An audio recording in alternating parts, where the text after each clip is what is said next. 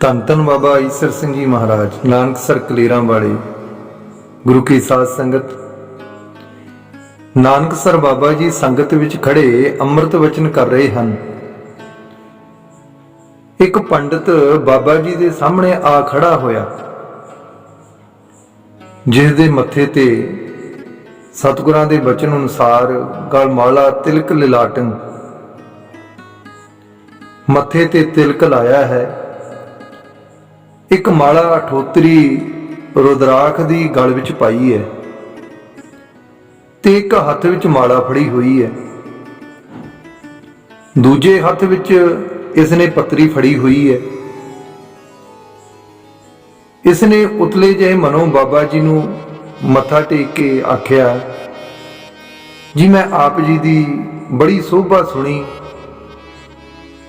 ਤੇ ਸੋਭਾ ਸੁਣ ਕੇ ਆਪ ਜੀ ਦੇ ਦਰਸ਼ਨ ਕਰਨ ਵਾਸਤੇ ਆਇਆ ਹਾਂ। ਮੈਂ ਆਪ ਜੀ ਨੂੰ ਸਵਾਲ ਪਾਉਣਾ ਚਾਹੁੰਦਾ ਹਾਂ, ਜੇ ਆਪ ਜੀ ਉੱਤਰ ਦੇ ਸਕੋ, ਕਿਉਂਕਿ ਮੈਨੂੰ 12 ਸਾਲ ਘੁੰਮਦੇ ਨੂੰ ਹੋ ਗਏ, ਕਿਤੋਂ ਵੀ ਅਜੇ ਤੱਕ ਇਸ ਸਵਾਲ ਦਾ ਸਹੀ ਉੱਤਰ ਨਹੀਂ ਮਿਲਿਆ। ਤਾਂ ਪਿਆਰੇ ਬਾਬਾ ਜੀ ਬਾਬਾ ਈਸਰ ਸਿੰਘ ਜੀ ਮਹਾਰਾਜ ਜੀ ਕਹਿਣ ਲੱਗੇ, ਕਹੋ ਪੰਡਿਤ ਜੀ, ਇਹ ਗੁਰੂ ਨਾਨਕ ਦਾ ਘਰ ਹੈ, ਇੱਥੋਂ ਸਭ ਦੀਆਂ ਆਸਾਂ ਪੂਰੀਆਂ ਹੁੰਦੀਆਂ ਨੇ, ਕਰੋ ਪ੍ਰਸ਼ਨ, ਗੁਰੂ ਨਾਨਕ ਕਿਰਪਾ ਕਰੇਗਾ। ਫਿਰ ਪੰਡਿਤ ਜੀ ਕਹਿਣ ਲੱਗੇ, ਜੀ ਮੇਰਾ ਪ੍ਰਸ਼ਨ ਇਹ ਹੈ, ਆਪ ਜੀ ਦੱਸੋ ਭਗਤੀ ਵੱਡੀ ਹੈ ਕਿ ਕਰਮ ਵੱਡਾ ਹੈ? ਕਈ ਕਹਿੰਦੇ ਹਨ ਪਹਿਲਾਂ ਕਰਮ ਕਰਨੇ ਚਾਹੀਦੇ ਹਨ, ਕਈ ਕਹਿੰਦੇ ਹਨ ਪਹਿਲਾਂ ਭਗਤੀ ਕਰਨੀ ਚਾਹੀਦੀ ਹੈ। ਮੈਨੂੰ ਦੱਸੋ ਭਗਤੀ ਵੱਡੀ ਹੈ ਕਿ ਕਰਮ ਵੱਡੇ ਹਨ? ਤਾਂ ਗੁਰੂ ਕੀ ਸਾਧ ਸੰਗਤ ਬਾਬਾ ਜੀ ਕਹਿਣ ਲੱਗੇ, ਪੰਡਿਤ ਜੀ ਇਹ ਦੋਨੋਂ ਹੀ ਵੱਡੇ ਨਹੀਂ, ਇਹ ਦੋਨੋਂ ਹੀ ਵੱਡੇ ਨਹੀਂ। ਇਹਨਾਂ ਤੋਂ ਪਹਿਲਾਂ ਗੁਰੂ ਅਤੇ ਗੁਰੂ ਦੀ ਨਦਰ ਵੱਡੀ ਹੈ। ਗੁਰੂ ਸਾਹਿਬ ਜੀ ਦੱਸਦੇ ਨੇ, ਸਭ ਤੋਂ ਵੱਡਾ ਸਤਿਗੁਰੂ ਨਾਨਕ ਜਿਨ ਕਲ ਰਾਖੀ ਮੇਰੀ। ਗੁਰੂ ਦੀ ਮਿਹਰ ਬਿਨਾ ਭਗਤੀ ਕੀਤੀ ਤੋਂ ਵੀ ਰਾਹ ਨਹੀਂ ਮਿਲਦਾ, ਕਰਮ ਧਰਮ ਵੀ ਰਾਹ ਨਹੀਂ ਦੇਣਗੇ। ਤਾਂ ਪੰਡਿਤ ਜੀ ਕਹਿਣ ਲੱਗੇ, ਮਹਾਰਾਜ ਗੁਰਬਾਣੀ ਕਹਿੰਦੀ ਹੈ, ਬਿਨ ਕਰਮਾ ਕਿਛ ਪਾਈਐ ਨਾਹੀ, ਜੇ ਬਹੁ ਤੇਰਾ ਧਾਵੈ। ਕੀਤੇ ਕਰਮਾਂ ਬਿਨਾ ਬੰਦਾ ਕਿੰਨੀ ਵੀ ਭੱਜ ਦੌੜ ਕਰ ਲਵੇ, ਕੁਝ ਵੀ ਪ੍ਰਾਪਤ ਨਹੀਂ ਹੁੰਦਾ। ਇਹ ਸੁਣ ਕੇ ਬਾਬਾ ਜੀ ਆਖਣ ਲੱਗੇ, ਪੰਡਿਤ ਜੀ ਅੱਗੇ ਵੀ ਪੜ੍ਹ ਕੇ ਦੇਖੋ, ਗੁਰਬਾਣੀ ਦੱਸਦੀ ਹੈ, ਆਪ ਗਵਾਈਏ ਤਾਂ ਸਹੁ ਪਾਈਐ। ਇਸ ਕਰਕੇ ਆਪਣਾ ਆਪ ਮਾਲਕ ਨੂੰ ਦੇ ਕੇ ਫਿਰ ਮਾਲਕ ਪਾਈਦਾ। ਗੱਲ ਸਾਰੀ ਗੁਰੂ ਦੀ ਕਿਰਪਾ ਦੀ ਹੈ। ਮਨ ਵਿੱਚ ਹੈ ਸਤਿਗੁਰ ਕੈ ਪਾਸ ਤੇ ਸੇਵਕ ਕੇ ਕਾਰਜ ਰਾਸ। ਗੁਰੂ ਦੀ ਕਿਰਪਾ ਨਾਲ ਹੀ ਭਗਤੀ ਹੋ ਸਕਦੀ ਹੈ, ਕਿਰਪਾ ਨਾਲ ਹੀ ਬੰਦਾ ਚੰਗੇ ਕਰਮ ਕਰ ਸਕਦਾ ਹੈ। ਇਹ ਕਰਮ ਧਰਮ ਗੁਰੂ ਦੇ ਹੱਥ ਹੈ। ਗੁਰਬਾਣੀ ਦੱਸਦੀ ਹੈ ਕਿ ਕਰਮ ਧਰਮ ਸੱਚ ਹਾਥ ਤੁਮਾਰਾ, ਬੇਪਰਵਾਹ ਅਖੁੱਟ ਭੰਡਾਰੇ। ਕਰਮ ਗੁਰੂ ਦੇ ਕਹੇ ਅਨੁਸਾਰ ਕਰੇ ਤਾਂ ਫਲ ਦਿੰਦੇ ਨੇ, ਨਹੀਂ ਤਾਂ ਕਰਮ ਧਰਮ ਸਭ ਬੰਧਨ ਬਣ ਜਾਂਦੇ ਨੇ। ਕਰਮ ਧਰਮ ਸਭ ਬੰਧਨਾ, ਪਾਪ ਪੁੰਨ ਸੰਬੰਧ। ਪੰਡਿਤ ਜੀ ਆਖਣ ਲੱਗੇ, ਜੀ ਤੀਸਰੇ ਪਾਤਸ਼ਾਹ ਨੇ ਲਿਖਿਆ ਹੈ, ਇਹ ਸਰੀਰਾ ਮੇਰਿਆ ਇਸ ਜਗ ਮੈਂ ਆਏ ਕਹਿ, ਕਿਆ ਤੁਧ ਕਰਮ ਕਮਾਇਆ। ਕਰਮ ਕਰਨ ਵਾਸਤੇ ਕਿਹਾ ਹੈ। ਤਾਂ ਫਿਰ ਬਾਬਾ ਜੀ ਕਹਿੰਦੇ, ਪੰਡਿਤ ਜੀ ਗੁਰੂ ਦੀ ਮਿਹਰ ਬਿਨਾ ਹਉਮੈ ਵਿੱਚ ਸਭ ਕਰਮ ਧਰਮ ਵਿਅਰਥ ਚਲੇ ਜਾਂਦੇ ਨੇ।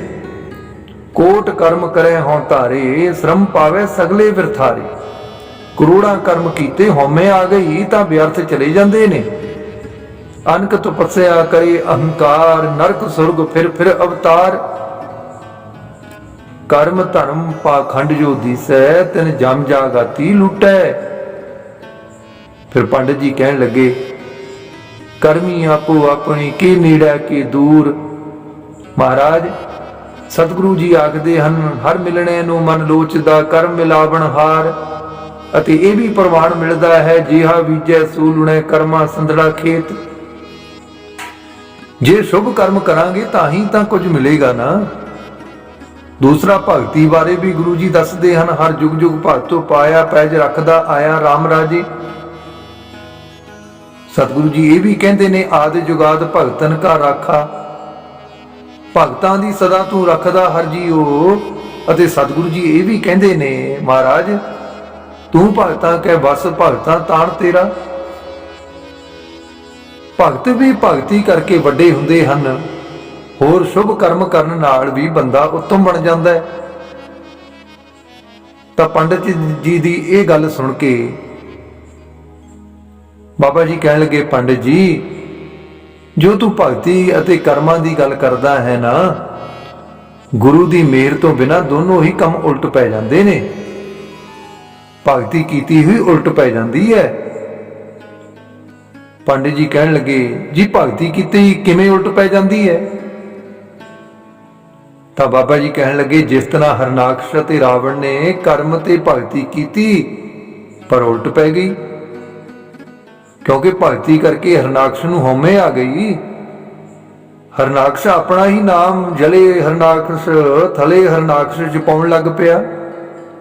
ਹੰਕਾਰ ਵਿੱਚ ਭਗਤੀ ਉਲਟ ਪੈ ਗਈ, ਜਿਸ ਨੂੰ ਦੁਸ਼ਟ ਦਾ ਖਿਤਾਬ ਮਿਲਿਆ। ਪੰਡਿਤ ਜੀ ਗੁਰਬਾਣੀ ਦੱਸਦੀ ਹੈ, ਹਰਨਾਕਸ਼ ਦੁਸ਼ਟ ਹਰ ਮਾਰਿਆ, ਪ੍ਰਹਿਲਾਦ ਤਰਾਇਆ। ਇਸੇ ਤਰ੍ਹਾਂ ਹੀ ਪੰਡਿਤ ਜੀ ਰਾਵਣ ਨੂੰ ਮੂਰਖ ਦਾ ਖਿਤਾਬ ਮਿਲਿਆ, ਕਿਉਂਕਿ ਭਗਤੀ ਕਰਕੇ ਹੰਕਾਰੀ ਬਣ ਗਿਆ। ਜਿਸ ਕਰਕੇ ਗੁਰਬਾਣੀ ਦੱਸਦੀ ਹੈ, ਲੰਕਾ ਗੜ ਸਮੁਨੇ ਕਾ ਭਇਆ, ਮੂਰਖ ਰਾਵਣ ਕਿਆ ਲੈ ਗਿਆ। ਇਸੇ ਤਰ੍ਹਾਂ ਹੀ ਕੰਸ ਨੇ ਭਗਤੀ ਕਰਕੇ ਪੰਡਿਤ ਜੀ ਆਪਣੀ ਤਾਕਤ ਵਰਤੀ, ਆਪਣੇ ਭਣਵਈਏ ਵਾਸੂਦੇਵ ਨੂੰ ਤੇ ਭੈਣ ਦੇਵਕੀ ਨੂੰ ਕੈਦ ਵਿੱਚ ਬੰਦ ਕਰ ਦਿੱਤਾ, ਜਿਸ ਕਰਕੇ ਉਸ ਦੇ ਵੀ ਭਗਤੀ ਉਲਟ ਪੈ ਗਈ। ਉਸ ਨੂੰ ਵੀ ਕ੍ਰਿਸ਼ਨ ਨੇ ਕੇਸਾਂ ਤੋਂ ਫੜ ਕੇ, ਕ੍ਰਿਸ਼ਨ ਜੀ ਨੇ ਕੇਸਾਂ ਤੋਂ ਫੜ ਕੇ ਪਟਕਾਇਆ, ਕੰਸ ਨੂੰ ਮਾਰਿਆ। ਇਸ ਤਰ੍ਹਾਂ ਗੁਰੂ ਦੀ ਕਿਰਪਾ ਬਿਨਾ ਪੰਡਿਤ ਜੀ ਭਗਤੀ ਕਰਮ ਉਲਟ ਪੈ ਜਾਂਦੇ ਨੇ। ਸਭ ਤੋਂ ਵੱਡੀ ਗੱਲ ਮਿਹਰ ਅਤੇ ਨਜ਼ਰ ਵੱਡੀ ਹੈ। ਗੁਰਬਾਣੀ ਦੱਸਦੀ ਹੈ, ਕਿਆ ਹੰਸ ਕਿਆ ਬਗਲਾ ਜਾ ਕੋ ਨਦਰ ਕਰੇ, ਜੋ ਤਿਸ ਭਾਵੈ ਨਾਨਕਾ ਕਾਗੋ ਹੰਸ ਕਰੇ। ਨਦਰ ਵਿੱਚ ਬੜੀ ਤਾਕਤ ਹੈ, ਕੁਝ ਤੋਂ ਕੁਝ ਬਣਾ ਦਿੰਦੀ ਹੈ। ਨਾਨਕ ਨਦਰੀ ਨਦਰ ਨਿਹਾਲ। ਪੰਡਿਤ ਜੀ ਗੁਰੂ ਨਾਨਕ ਦੀ ਨਜ਼ਰ ਰੀਠੇ ਤੇ ਪੈ ਗਈ ਤਾਂ ਰੀਠਾ ਮਿੱਠਾ ਹੋ ਗਿਆ। ਭੂਮੀਏ ਚੋਰ ਤੇ ਨਜ਼ਰ ਪਈ, ਜੀਵਨ ਬਦਲ ਗਿਆ। ਕੌਡੇ ਰਾਖਸ ਤੇ ਨਜ਼ਰ ਪਈ ਤਾਂ ਸੰਤ ਬਣ ਗਿਆ।